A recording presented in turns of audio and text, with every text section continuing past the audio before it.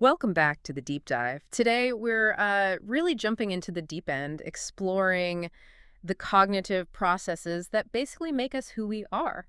That's right. We're talking about this, what, 3-pound lump of gray matter? Yeah, exactly. And Oh, somehow it manages to hold everything, memory, genius, all our complex thoughts. it's pretty incredible when you stop and think about it. So our mission today, digging into the sources you shared, is to try and map out the architecture of the human mind. How do we actually take information in? How we remember it, War. or more often, how we forget it. Right, and how we tackle problems, sometimes brilliantly, sometimes not so much. Uh-huh. And finally, what do we even mean when we talk about intelligence? It's a huge topic. It really is. And what I found fascinating in the material is how cognitive psychology often figures things out by looking at when they go wrong. Exactly. The system is often invisible until it fails. You know that feeling when you proofread something 5 times and you still miss a really obvious typo? Oh, absolutely. It's infuriating. Well, that's not really you failing. It's more like a limitation, a glitch in your attention system. Or what about that aha moment? You wrestle with some puzzle, get completely stuck, walk away. And then boom, while you're making coffee or something totally unrelated, the answer just pops into your head. Yeah, the incubation effect, right? That's it. And these everyday things, the mistakes, the frustrations, those sudden flashes of insight, that's the raw data for cognitive psychology. So the science takes these common, sometimes embarrassing, sometimes even dangerous little mental mishaps. And uses them like clues, like analytical tools, to kind of reverse engineer how our minds are actually built. We learn how it works by seeing how it breaks. Okay, so that's our goal then. Use these breakdowns and insights to give everyone listening a shortcut, a map into how human cognition is fundamentally structured, starting with just how information gets in. Right, let's start at the very beginning. Information comes at us constantly. How does it get in, and maybe more importantly, why does so much of it just seem to vanish? Well, if you think of the mind as a processor, the first thing you notice is that it has some serious limits, bottlenecks, as the sources put it. Bottlenecks. Yeah, that makes sense. It really does. It explains, for example, why it's almost impossible to take really detailed notes during a complex lecture and actually understand the concepts deeply at the same time. Right, you're either focused on writing or focused on listening, but doing both well feels impossible. Exactly. You're trying to push too much stuff through a narrow channel. Uh-huh. The system has constraints, real limitations, and that's sort of the first piece of the memory puzzle. And the classic model for this flow, the one that still holds up pretty well, is the Atkinson Shiffrin 3-stage model. It is. It's quite elegant, really. It proposes that information moves through 3 different storage systems, one after the other. Okay, so what's stage 1? Stage 1 is sensory memory, and it happens so fast we barely even register it consciously. It's tied directly to the biological process of transduction. Transduction, remind me. That's just the crucial first step where external energy like light waves hitting your eyes or sound waves entering your ears gets converted into electrical signals, the only language the brain understands. Ah, right. Without that conversion, nothing gets in at all. Precisely. So sensory memory holds an absolutely exact copy of that raw sensory input, like a perfect photograph or audio recording. But only for a moment. An incredibly brief moment. Yeah. For vision, we call iconic memory, we're talking less than half a second. Wow. That fast? Yep, for hearing or echoic memory, it lasts a bit longer, maybe up to 3 seconds. But the point is, it's this huge amount of high-fidelity information that's there, and then poof, it's gone. Unless something flags it as important enough to keep. exactly, that's the job of the gatekeeper. Selective attention. We don't consciously choose every little detail. Information only gets passed along if something about it grabs our attention. Maybe it's novel, maybe it's interesting, maybe it's a pattern we recognize, like hearing your name across a noisy room. Okay, so selective attention filters the flood, and what makes it through lands in short-term memory. Short-term memory, or STM. Yeah. Though nowadays, most researchers prefer the term working memory. Working memory. I like that better. It sounds more active. It is more active. It's Yeah. not just a passive storage bin. It's the brain's workbench. It's RAM, you Yeah. could say. It's where you hold information temporarily while you're actively working on it. Like holding a phone number in your head while you dial it. Perfect example. Uh-huh. Or figuring out change at the store. The problem is this workspace is really small and easily disrupted. Okay, how small? Well, the classic idea is George Miller's magical number 7 plus or minus 2. So most people can hold about 5 to 9 chunks of information at once. Chumps. not individual items. Right. A chunk could be a single digit, or it could be a familiar word, or even a common phrase. Chunking helps us overcome the limit a bit. But the other big vulnerability is interference. Ah, so if someone distracts you while you're repeating that phone number? It's gone. Instantly. That temporary activation just dissolves if something else demands your attention.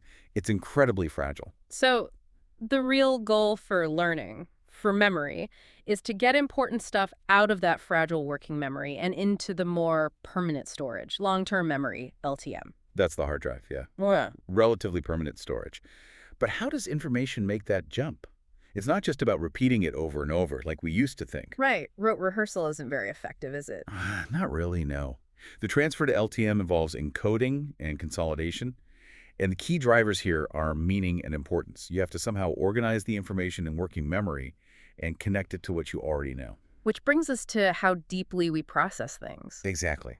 The levels of processing idea, Craig and Lockhart showed this really clearly. If you only process information at a shallow level, like noticing the font a word is written in, or counting its letters. Structural stuff. Right, structural or maybe phonemic. Like, does it rhyme with another word? Your memory for it will be pretty poor. But if you process it deeply, if you focus on the meaning of the word, think about what it represents, connect it to other concepts, form mental images. That deeper engagement makes the memory much, much stronger. Deeper processing, better retention, makes sense. And the deepest level of processing seems to be connecting it to yourself. Ah, the self-reference effect. Tell us about that. It's a fascinating finding. They did experiments where people rated lists of words in different ways. Some rated the structure, some the sound, some the meaning. But one group rated whether the word described them personally. And they remembered those words best. By far.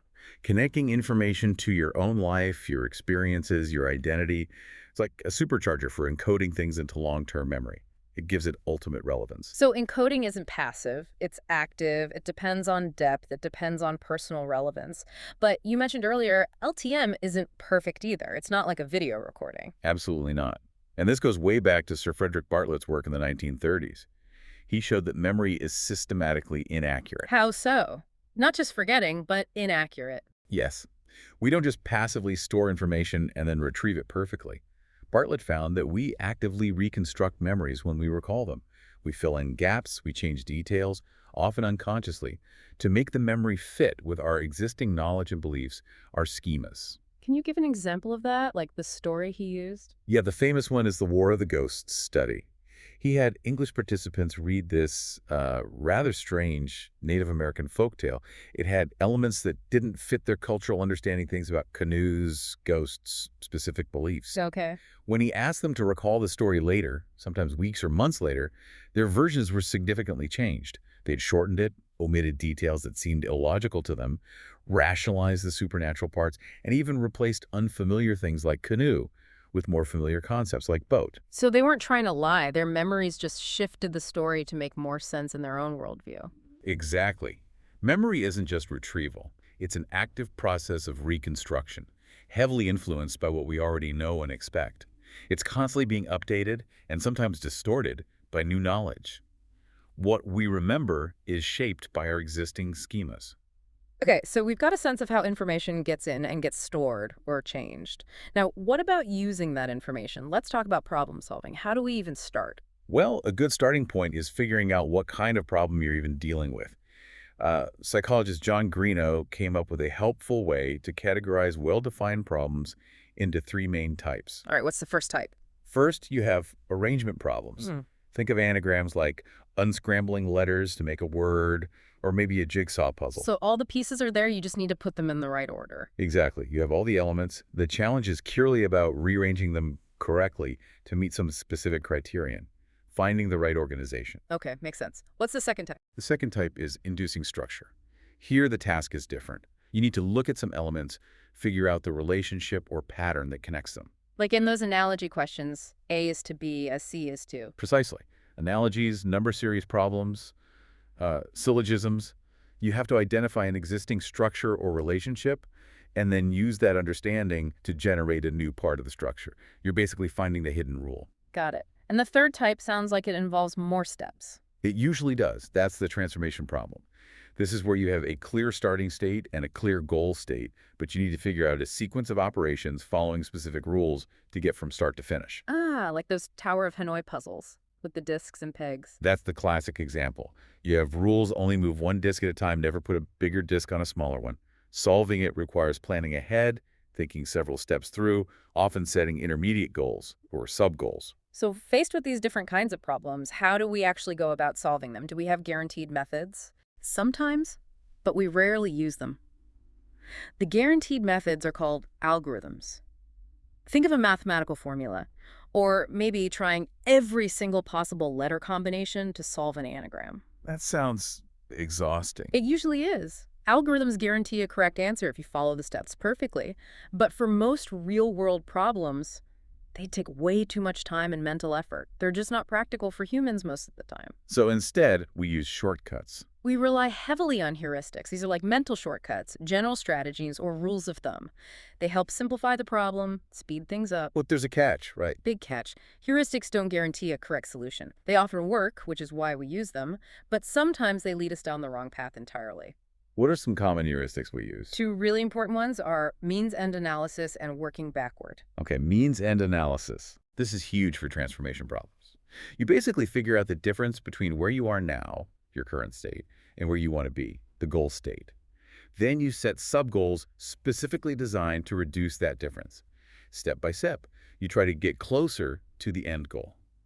Sometimes you might even have to take a step away from the goal temporarily to overcome an obstacle. Like moving a disc to the wrong peg in Tower of Hanoi so you can free up another disc later. Exactly. It's about reducing the difference. And the other one, working backward. That sounds kind of counterintuitive, starting at the end. It's actually really clever, especially when the goal is super clear, but the starting point or the path is fuzzy. You start thinking from the desired outcome and work your way back, step by step, towards the initial conditions. It helps ensure every step you identify is actually relevant to reaching that specific goal. Clever. But you said heuristics can also trap us. What are some of those traps? Oh yeah, big ones. The first major one is called mental set, or the German term Einstellung. Einstellung. Okay, what is it? It's this powerful tendency to keep using a problem-solving strategy that worked well for you in the past, even when it's not the best approach for the current problem. Your brain gets stuck in a rut because of past success. Efficiency gone wrong. Basically, yeah. The classic demonstration is Luchen's water jar experiment. Have you heard of that one? Vaguely, refresh my memory. Jars of water. Right. He gave people these problems. You have 3 jars, A, B, and C. Each holds a different amount of water. Your goal is to measure out a specific target amount. For the first few problems, the only way to solve it was this relatively complicated formula. Fill jar B, pour out jar A once, pour out jar C twice. So B minus A minus 2C. Okay, this is complex. Yeah. And people got good at it. They solved several problems using BA to C. Then Luchen's gave them new problems where you could still use the complex BA to C formula, but there was also a much, much simpler solution available, like just A minus C. And what happened? A lot of the participants completely missed the simple solution. They were so locked into the BA to C mental set from the earlier problems that they just kept applying it, even when explicitly told to find the quickest way. Their past success blinded them to the easier path right in front of them. Wow. That's a powerful effect, getting stuck in our ways, literally. It really is. And there's another common barrier that's related but focuses on the objects themselves. It's called functional fixedness. Functional fixedness sounds like getting stuck on what something is used for. Precisely. It's the inability to see an object as having a function other than its usual customary one. You see a hammer only as a nail pounder, not as a potential paperweight or weapon. And there's a classic experiment for this too, right? The candle problem. Dunker's candle problem, yeah. Participants were given a candle, a box full of thumbtacks, and a book of matches.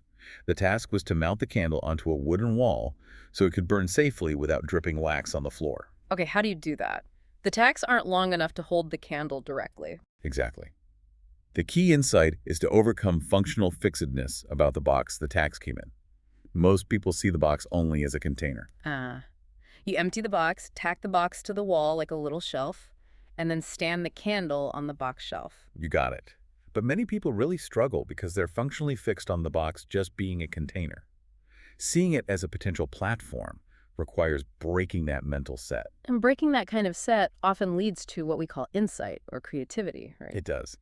When we talk about creativity in psychology, we usually mean producing something that is both novel, original, unexpected, and appropriate, useful, relevant, meeting the constraints of the task.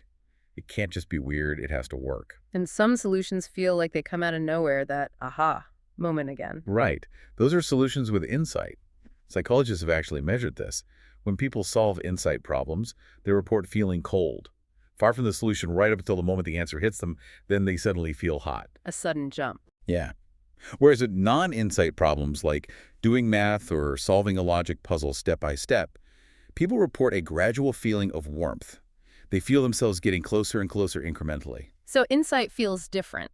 But creativity isn't just that flash, is it? There needs to be more to it. Definitely. Robert Sternberg's investment theory of creativity provides a really useful framework here.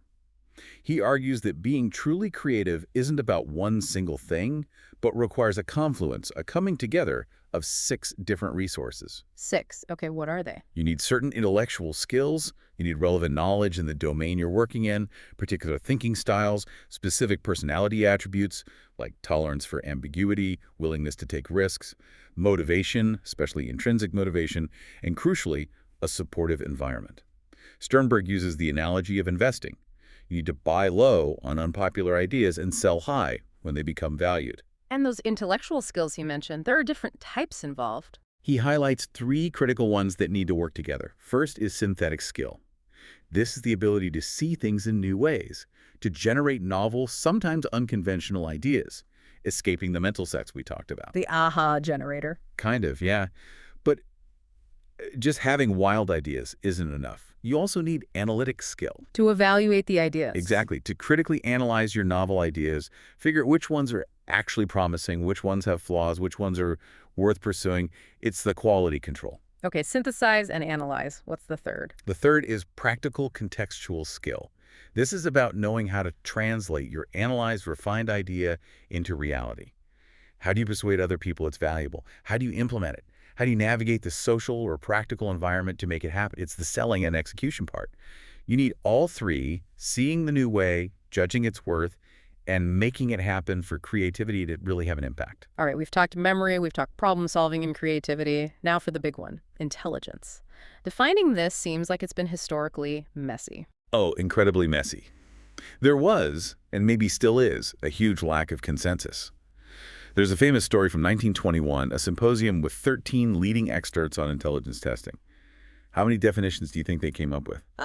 13. 13 different definitions. I mean, there were common threads. Sure, things like abstract thinking, the ability to learn, problem-solving capacity kept coming up. But the core concept was slippery. So slippery that one psychologist basically threw up his hands. That was Edwin Boring in 1923. He came up with this very pragmatic, maybe a bit cynical, operational definition. He basically said, intelligence is what intelligence tests measure. Huh. Okay, that lets you measure something even if you can't agree on what it is philosophically. Precisely. It allowed the field of psychometrics mental measurement to move forward, even while the debate about the nature of intelligence raged on. And the big debate was, is intelligence one single thing, or is it a collection of different abilities? The unitary versus multiple factors debate. Exactly. And the main statistical tool used to tackle this was factor analysis. How does that work, in simple terms? Well, imagine you give people a whole bunch of different mental tests. Vocabulary, math problems, spatial reasoning, memory tasks, etc. Factor analysis looks at the correlations between scores on all those different tests. If lots of different tests all correlate highly with each other, meaning people who do well on one tend to do well on the others, factor analysis suggests there might be a single underlying factor driving that shared performance. Okay, like a common source of mental power. That's exactly the idea that Charles Spearman had back in the early 1900s. Based on his factor analysis, he proposed his 2-factor theory. 2 factors, what were they? He said, performance on any intellectual task depends on 2 things. First, a single general factor, which he called G. This was supposed to be that common mental energy involved in all intellectual activities. It explained why the different tests correlated. Okay, and the second factor? Then he said, each task also involves specific factors, unique to that particular task, which he called S factors. So doing a math problem involves G plus a specific math factor. Reading comprehension involves G plus a specific verbal S factor. But G was the big one, the core of intelligence. So G implied you could basically boil intelligence down to a single score. That was the implication, and it was hugely influential, but also highly controversial. Not everyone bought the idea of this single G. Right? Who is the main challenger? L.L. Thurstone was a major critic. He thought intelligence was much more complex than just G. He did his own more sophisticated factor analyses and argued that the data didn't point to one single factor, but rather to several distinct, relatively independent group factors. So not one general ability, but several primary ones. Yes. Thurstone identified 7 primary mental abilities, things like verbal comprehension, word fluency, how quickly you can generate words, number, arithmetic skill, space, visualizing objects, memory, perceptual speed, quickly spotting similarities, differences, and inductive reasoning, finding rules from examples. So Thurstone really pushed the idea that you could be strong in some areas and weaker in others. Exactly. His work tilted the field more towards multi-factor theories, seeing intelligence as a profile of different strengths rather than just one overall level. Now, these early theories were mostly based on analyzing test scores, right? Statistics. Primarily, yes. Psychometrics. But modern theories seem to be shifting, connecting intelligence more directly to how the brain actually processes information, like the PASS theory. Ah, yes, the PASS theory: planning, attention, simultaneous, and successive processing. This is a really important shift. Developed by Das, Naglieri, and Kirby, it's grounded in the neuropsychological work of the Russian scientist Alexander Luria, who studied how brain functions are organized. So it's less about just a score and more about the underlying cognitive processes. Exactly. It describes how we think, based on different functional units in the brain. And it has real practical value, especially in education for diagnosing learning difficulties, for instance. Okay, so let's break it down. Luria talked about 3 main functional units in the brain. The PASS model builds on that. Right. The first functional unit provides the essential foundation. This corresponds to the arousal attention process in the PASS model. It's handled mainly by the brainstem and the reticular activating system. So just being alert and focused. It's fundamental. Maintaining vigilance, being awake and responsive, but also selectively attending to what's important and filtering out distractions. Without this basic regulation working properly, none of the higher-level thinking can happen effectively. Okay, foundation is attention. Then, once we're attending, how do we process the information? Luria identified 2 main ways the cortex processes information, and these map onto the next 2 PASS processes. The first is simultaneous processing. Simultaneous, meaning taking things in all at once. Sort of. It's about integrating lots of separate pieces of information into a single, unified whole, where you grasp all the relationships at the same time. Think about understanding a complex diagram, or seeing how geometric shapes fit together, or getting the gist of a paragraph. It relies heavily on occipital and parietal areas of the brain. Visual spatial processing is key here. Okay, seeing the whole picture. What's the other way? The other way is successive processing. This is about handling information in a specific serial order, where each piece depends on the one that came before it. Like following instructions step by step. Exactly. Or understanding sentence structure syntax depends crucially on word order.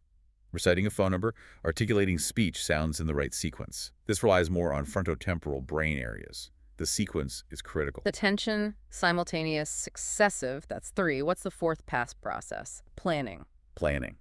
This corresponds to Luria's 3rd functional unit, primarily located in the prefrontal lobes, the brain's executive control center. Pretty much. Planning involves setting goals, figuring out how to achieve them, creating strategies, monitoring your progress, regulating your behavior, checking your work, and adapting if things aren't going well. It's essential for any kind of complex problem-solving, decision-making, and self-control. So the PASS model gives a much more dynamic picture of intelligence. It's about how these different brain processes work together. Right. And importantly, if someone, say a child, is struggling academically, the PASS approach doesn't just give them an IQ score. It tries to identify which specific cognitive process, attention, simultaneous, successive, or planning, might be the weak link. Then you can tailor interventions to target that specific processing weakness. It's much more diagnostic.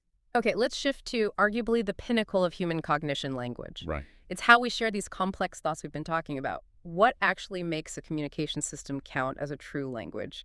The sources list some criteria. Yeah, there are generally agreed upon criteria. First, it has to use symbols, arbitrary sounds, gestures, or written characters that stand for something else, like concepts or objects. So the word dog doesn't look or sound like an actual dog. It's symbolic. Exactly. Second, those symbols have to convey meaning, and that meaning needs to be shared and understood by a community of users. Third, and this is a really critical one, it needs generativity. Generativity, the ability to create new sentences. Infinite new sentences, essentially. Right. You have a finite set of symbols, words, and a finite set of rules, grammar, but you can combine them in limitless ways to express completely novel ideas that have never been said before. Wow, okay. Symbols meaning generativity. What's the last one? Rules. A true language has a grammar, a system of rules that dictates how symbols can be combined. Word order, verb endings, sentence structure. These rules make the generated messages understandable. And the amazing thing is, kids just pick this incredibly complex system up. It's astonishing, really, and they do it following a remarkably predictable path, regardless of the specific language or culture. The sources call it innately guided learning. It seems we're biologically primed for it. What are the typical stages? It starts very basic, right? It does. First comes cooing, around 1-2 months. Just simple, open vowel sounds like woo. Pretty much the same for all babies everywhere. Then comes Babbling, around 6 months or so. Now they start adding consonant sounds. Ba, ba, da, da. Initially, babies babble using sounds from all human languages. They can make and distinguish sounds that aren't even in their parents' language. Really? So they start out universal. Yeah, but that doesn't last. As they get exposed only to their native language, their babbling gradually starts to narrow down. They stop producing sounds they don't hear, and they start to focus only on the specific set of sounds, the phonemes of their own language. They actually lose the ability to easily distinguish sounds that aren't contrastive in their language. Wow, so learning language is also about losing some abilities. Pruning. In a way, yes, specialization. Then, around their first birthday, give or take, comes the big milestone, first words. The one-word utterance stage, or holophrases. Right. Holophrase means a single word standing in for a whole sentence or idea. Like milk might mean I want milk, or there's the milk. Usually these first words are nouns for important people or objects or simple demands. And this is where we see that cute mistake kids make. The overextension error, yeah. A child learns the word doggy for the family pet.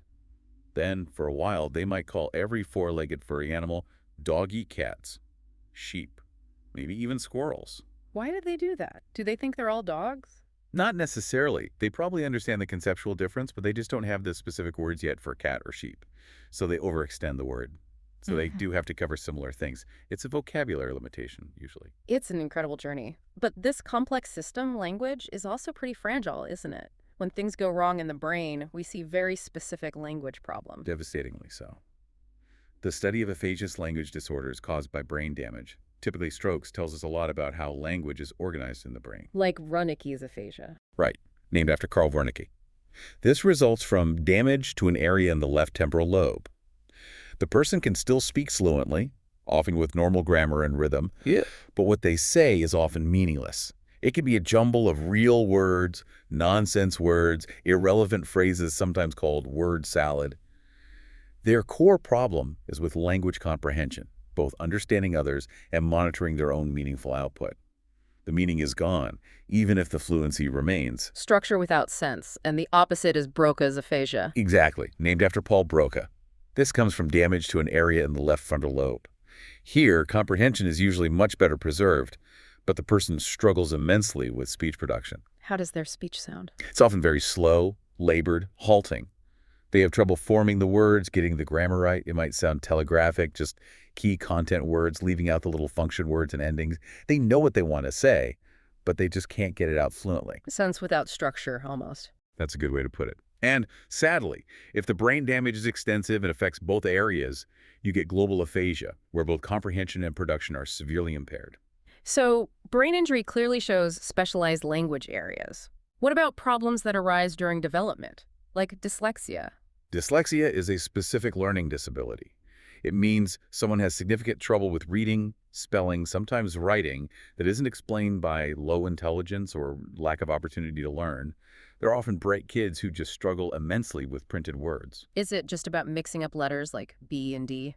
That can be a symptom, yes, letter reversals or transpositions. But often, the underlying issue, especially in auditory dyslexia, seems to be a problem with phonological processing. Difficulty hearing the distinctions between speech sounds, breaking words down into their component sounds, phonemes, and linking those sounds rapidly to letters. It's often a bottleneck in processing the sounds of language quickly and accurately. Okay, so it's deeper than just visual confusion. It can be about sound processing. Frequently, yes. And there's another developmental issue called specific language impairment, or SLI. SLI, how is that different? With SLI, the primary problem is a delay or deficit in language acquisition itself, even though other areas of development, including nonverbal intelligence, seem fine. These kids often have particular trouble with grammar. Grammar, specifically. Yeah, especially with what we call function morphemes. These are the little grammatical bits, articles like the and a, auxiliary verbs like is or are, plural endings like is, past tense endings like id. Kids with SLI often omit these, resulting in grammatically immature speech for their age. Why do they struggle with those little bits specifically? One leading theory, mentioned in the sources, links SLI to a deficit in short-term memory for speech sounds. These function morphemes are usually short, unstressed, and fly by quickly in speech. The idea is that kids with SLI have trouble holding that rapid stream of auditory information in their working memory long enough to properly process and learn these subtle grammatical markers. It's another kind of cognitive bottleneck, specifically impacting grammar learning. Hashtag tech outro. Wow. Okay, this has been quite a journey through the mind. We've covered a lot of ground. We really have, from the basic architecture of memory. Right, that three-part structure. The super brief sensory store, the fragile working memory, and the meaning-driven long-term memory, which we now know isn't a perfect recording at all. Definitely not. And then we moved into problem solving, looking at the different types of problems and how we usually rely on heuristics, those mental shortcuts. Which can be great, but can also trap us in things like mental set, remember the water jars? Or functional fixedness with the candle box?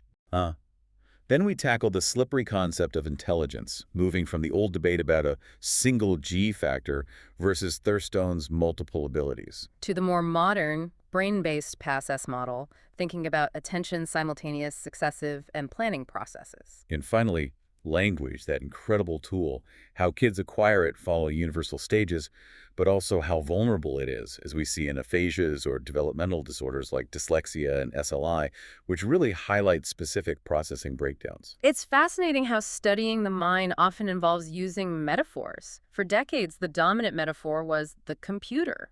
Encoding, storage, retrieval. Absolutely. It was incredibly useful for framing research. Psychology, neuroscience, computer science all started talking to each other, forming cognitive science. But the metaphor is evolving now, isn't it? Especially with artificial intelligence. It really is, and this is where it gets, I think, particularly mind-bending. Think about early AI. What was it good at?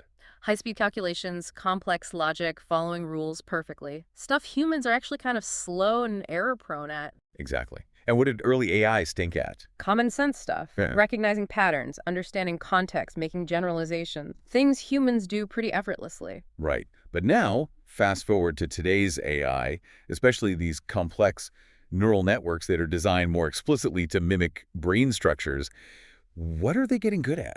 Well, now they're amazing at pattern recognition, language translation, even generating creative text or images, more human-like stuff. Precisely. They're acting more like humans. And the sources pointed out something fascinating that comes along with that progress. What's that? They become slow at math and make witless mistakes. The very things early AI excelled at, these more brain-like networks can struggle with. And they start making the kinds of errors humans make. Wait, so making mistakes is a sign of progress in making AI more human-like? It seems that way. Yeah. Successfully simulating the errors, the biases, the inefficiencies that are part of human thinking is now a benchmark for advanced AI. That's weirdly profound. So here's the final thought for you listening. If building human-like intelligence in a machine means intentionally building in the capacity for witless mistakes, what does that tell us about our own minds? Does it suggest that our incredible capacity for creativity, insight, and maybe even genius is somehow fundamentally tangled up with our very human capacity for error? That the flaws are maybe not just bugs, but features of the system? Something to chew on the next time your brain tricks you or gives you one of those brilliant aha moments out of the blue.